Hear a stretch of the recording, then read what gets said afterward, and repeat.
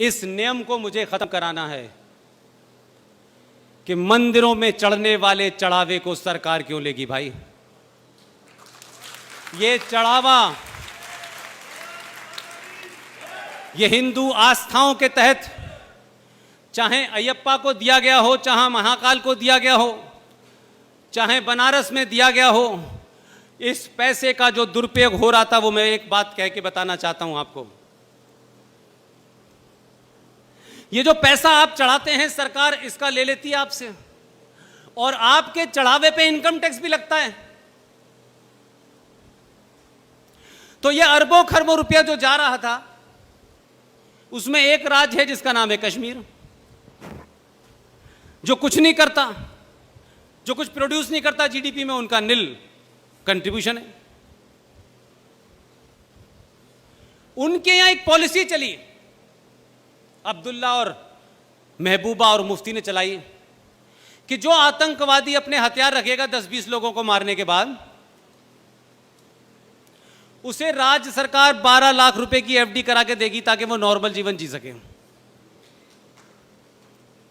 मैं ये सवाल पूछ रहा हूं इसलिए भाई, मैंने अयप्पा पे महाकाल पे पैसे किसी आतंकवादी को देने के लिए नहीं चढ़ाए हैं। ये पैसा मेरा है, मेरे धार्मिक मंदिरों का है।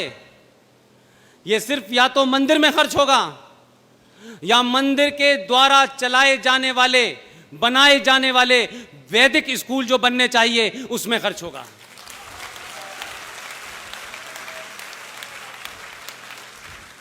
ये पैसा जो भारत सरकार का एक कानून है कि हिंदू अपने धर्म की शिक्षा नहीं दे सकता, हिंदुओं के शिक्षा संस्थानों के अंदर सरकार तय करेगी, लेकिन मुसलमानों सिखों में नहीं तय करती। इसलिए पहली फुर्सत में आप ये करिए कि पहले तो पैसे की जगह लड्डू चढ़ाइए ताकि बचे हुए लड्डू सरकार ले ले, और दूसरा इसके लिए मुहिम चलाइए